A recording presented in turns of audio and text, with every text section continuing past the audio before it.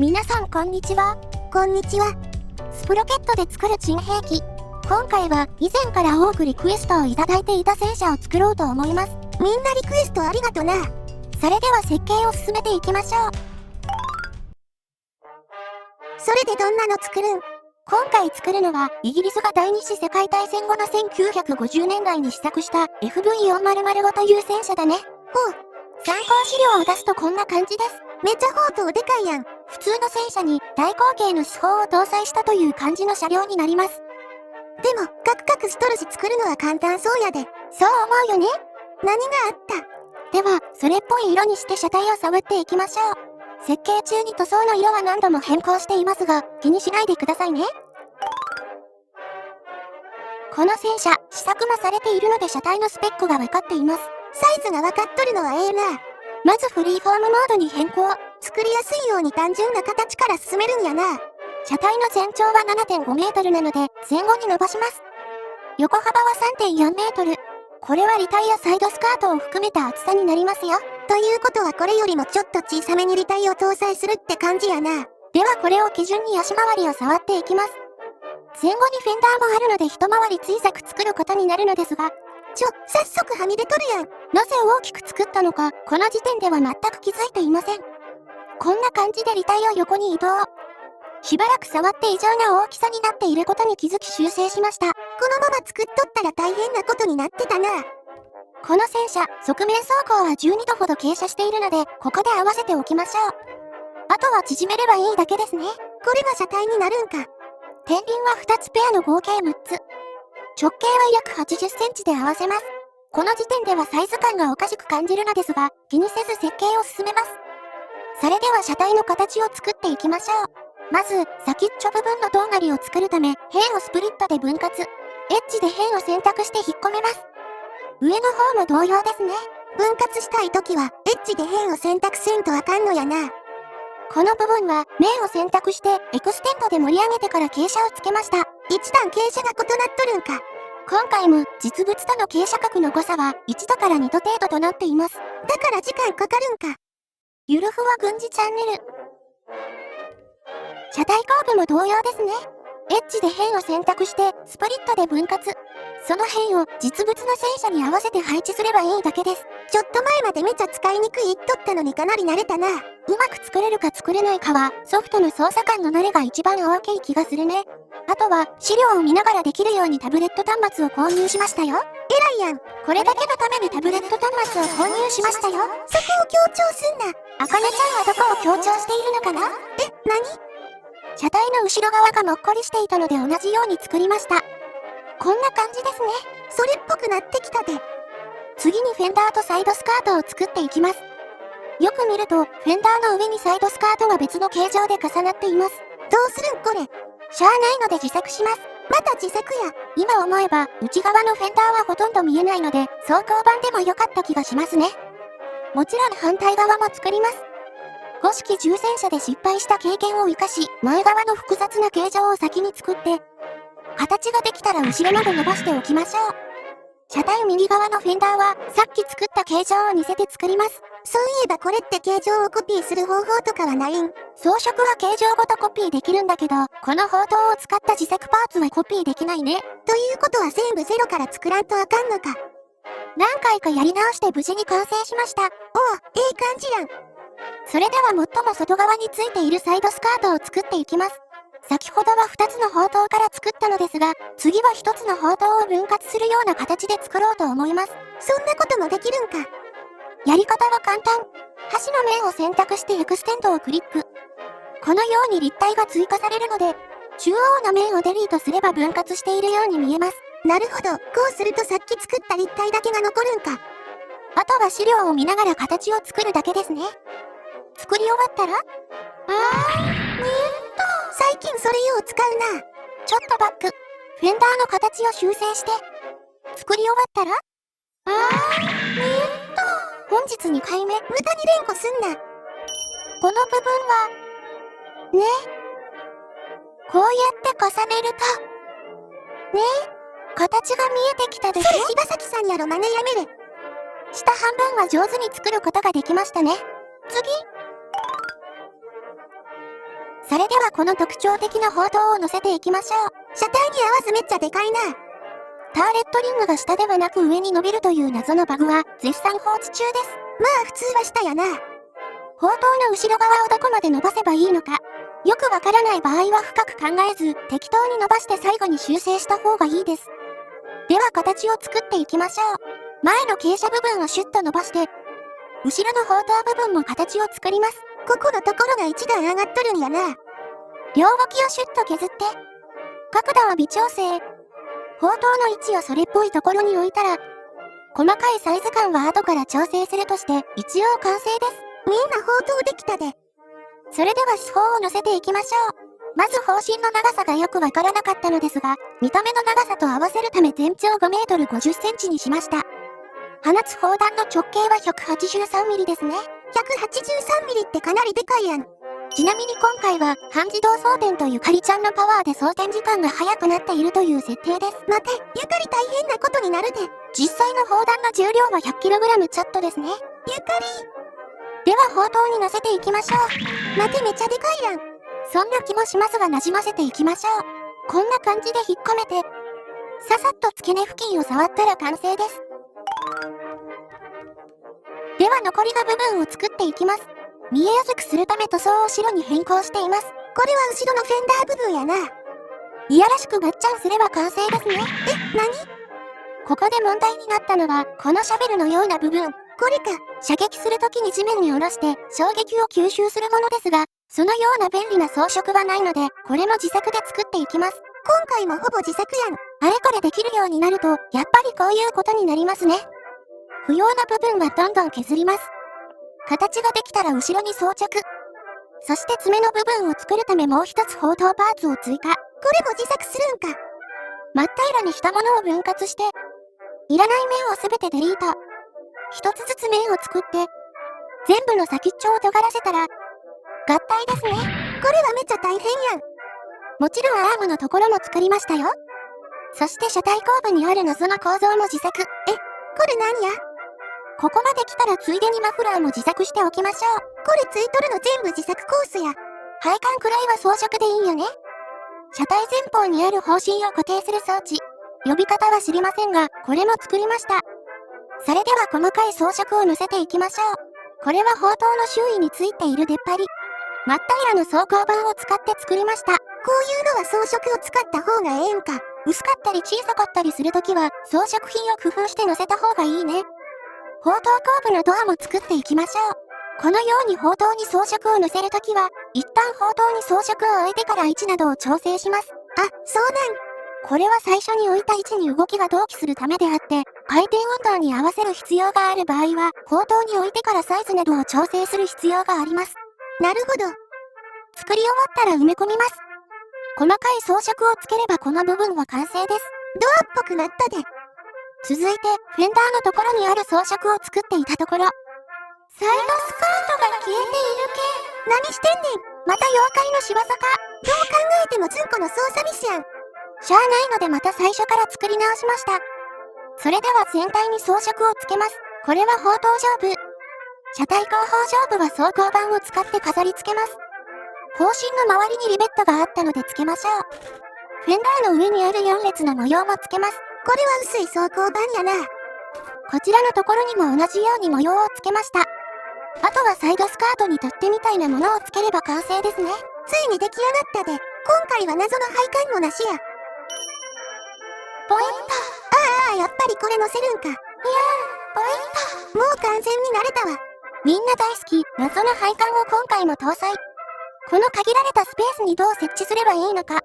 自問自答を繰り返し、今回はダイレクト吸引方式を採用してみようと思います。これで自問自答しとるのはズンコくらいや。もちろんデュアル動作です。二つもいらんやろ。とりあえずスペースがないので反対側に渡しましょう。また無駄に回り道しとるで。前回付け忘れたフィルターも搭載。このガチューンが大げさやろ。そして垂れ流す排出口を3つ。垂れ流すやめれ。こんな感じで伸ばしたら、それぞれに着座しします。ずんちゃん今回も上手に作れて大満足。それはよかったな。それでは完成した車両を見ていきましょう。重量は37トン。あれ、見た目よりもめっちゃ軽いやん。実物は59トンありますね。おい、20トン近くどこ行ったし。どこに行ったのかな？ちなみに、実物と同じように砲塔の装甲は14ミリしかありません。14ミリって、その他の部分も同じ装甲圧と傾斜角になっていますよ。主砲は30口径183ミリ砲。砲弾は鉄鋼榴弾を使用します。確か貫通した後爆発する系の砲弾やな。人とのサイズ感はこのくらいですね。なかなかええやん。そして今回も設計時間というか制作時間は7時間となってしまいました。こんだけ自作しとったらそうなるわ。既存の装飾から作るともっと短時間で作れるかもしれませんね。それではお待たせしました。今週の謎の配管のお時間です。だからそのキラキラ音は何や。推定160リットルほど入る巨大タンク。この砲塔からタンクに色々止まる。そんな設定です。そして今回試作的に搭載したデュアル。なんだっけ？ダイレクト吸引方式やろ？そう、ダイレクト吸引方式。こんな感じでズズッと吸い出され、その気温。一旦天井付近まで勢いよく排出されます。なんというパワー。無駄にエコー入れんな。その後はこのフィルターにぶち込まれます。まあ、いろいろきれいされた後は、まあ余計や。3つあるどれかの配管から排出されます。私は一番上がいいかな？この戦車、唯一の欠点といえば、またようけ漏れてとるで。フィルターが無駄に重く、振動で剥がれ落ちてしまうことですかね。海外ではダイレクト空中散布とも言われています。推定1人しかおらん界隈や。それではゆかりちゃんを呼んで試合をしていきましょう。皆さんこんにちは。今回も私はホースとか色々やるから、ゆかりちゃんは状況報告と装填手、あかねちゃんはドライバーね。了解や。それでは戦闘開始。ゆるふわち兵器ちゃんね。今回もいつもと同じマップやな。一緒に出撃する味方は2両ですね。よし、あかねちゃん発進。みんな行くで。これ軽い割にめちゃ重たい感じや。今回搭載しているのは 21.6 リッター V12 エンジン。重量は約 7.5 トンですね。車体に比べてめっちゃ重いやん。最高速度は調べた限り時速 30km 説と 40km 説があるみたいなのですが、遅いのも嫌なので 40km に合わせています。それでは敵さんが出てくるまでカット。よし、あかねちゃんここで停止。ここに来ると敵さん出てくるんだよね。12時の方向に敵戦車。あかねちゃんパック、車体隠すよ。危ない。敵砲弾左側面を通過。これ本当に一発でやられるからね。地面に着よいしょ。弾。こちらも地面に着弾。ゆかりちゃん装填。あかねちゃんちょっとバック。装填遅いよ。待て、これ何キロあるんだ。まあ 100kg かな？知らないけど。おいこら。装填。よし、これ狙っちゃいますよ。ゆかりちゃんが汗水垂らした砲弾でやっちゃいますよ。これは期待できるな。フラエ 183mm 積んだアロー。ポイント。味方が敵戦車撃破。どこ狙ってんねん。ゆかりちゃん、早く装填。これね、望遠がすごくてどこに飛んでいってるのか全然わからないんだよね。大きい砲弾はみんなこれやな。装填まだ？もう少し。装填。側面によいしょ。敵戦車炎上。これ撃った時の衝撃やばいで。かなりガツンとくるね。味方めちゃバックしとるやん。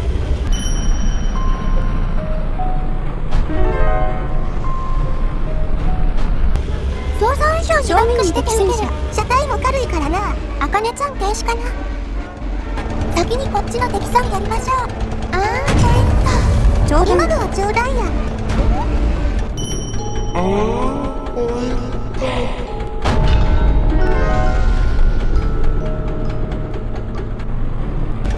さあ盛り上がってまいりました。どこがや。ゆかりちゃん装填急いで。了解。味方が敵戦車撃破したで。なんか今回は精度ええ感じやな。装填。ポイント撃破。敵戦車炎上。第1波全滅。案外大したことないやん。第2波が出てくるまでカット。12時の方向に敵戦車。一応狙ってみようかな。かなり手前に落ちたな。これ 500m 以上離れてるかもしれないな。ゆかりちゃん装填。あかねちゃん射撃位置変えるよ。了解。近づくのは危険だから隠れて撃つしかない。敵の戦車はドイツの中戦車ファンター。いい感じで側面向いとるで。坂でバックしてまう。ブレーキってあったかな？よいしょ。火花確認。一応命中。あれ、撃破できなかった。射撃位置変更。11時の方向に敵戦車。いつもならサクッと行くのに今回はすごく難しい。危ない。味方が敵戦車撃破。残り2両。あかねちゃん、もうちょっと前に出て距離詰めるよ。大丈夫か？とりあえず味方の近くまで移動。攻撃もされとらんし、あそこなら安全そうやな。正面に敵戦車。こちらに移動中。よし、敵さん出てきたところをワンパンで仕留めちゃうよ。ずんちゃん頭いい。近づくのはさすがに危険やからな。それに敵さん。ずんこ、生きとるか？あれ、どこから狙われたんだろう。正面に先ほどやり損ねた敵戦車。あかねちゃん、砲塔だけ出す形で停止ね。了解。敵戦車、距離250メートル。よし、こんなところかな。側面走行を貫通、撃破。敵戦車、残り1両。敵戦車、重なるような形でいます。あれ、これさっきもこの位置にいたのかな？ポイント。長弾。またか？これね、もう全修理隊でもいい気がするな。なんか当たれば座れるか冗談って感じやん。もう、ゆかりちゃん装填まだなの？ちょっと待った。装填。前出るで。この位置だと敵が反応しないようです。確かに砲塔よいしょ。砲弾、一応貫通。このオレンジマークが貫通したかどうかやったな。ゆかりちゃん装填。ちょっと待った。 100kg 装填早く。おいこら。ずいぶん前もこんなやりとりあったで。次はよく狙って。いやー、ポイント。やったか？やってない。どういうこと？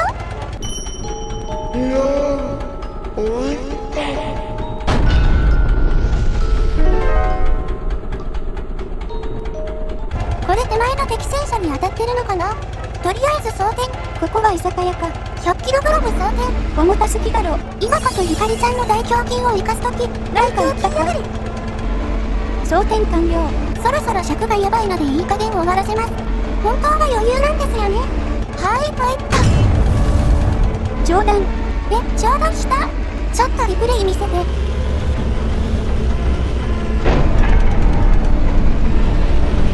普通に冗談や。これね、丸い白枠が大きくなってるから間違いなく敵戦車に当たって長弾してるんだよね。あかねちゃん、あの壊れた敵戦車を利用して近距離でやります。どうするん？なるほど。尾体壊れとるから狙えんところから接近するんか。かなり危険な方法だけど砲弾が残り2発しかないのでやるしかない。あれ？これ何発積んどったん？25発だね。ゆかりちゃんが2トン程度装填した計算です。もうそれ中期レベルやん。はい、ゆかりちゃんの大胸筋でここまで来ることができました。やったね。難しい戦闘になってしまいましたが、今回もずんちゃんチーム大勝利ですね。ゆるふわ軍事チャンネル。はい、戻ってきました。砲塔が特徴的な FV4005 のような戦車、どうだったかな？装甲が弱すぎるところと、主砲は装填速度が遅いのがたまにきつやな。実際に試作された戦車では自動装填装置を想定していたのですが、結局、この巨大な砲塔にも収まりきらないという理由で取り外されたそうです。これにも乗らんサイズなんか。ゆかりちゃんは、やだ、今回もすごい汗。20発以上も装填したからな。またゆかりちゃんのあれが伝えられてしまいましたね。ある言うな。はい。最後までご視聴ありがとうございました。よろしければチャンネル登録と高評価をいただけると嬉しいです。では、次回の動画でお会いしましょう。またね。またな。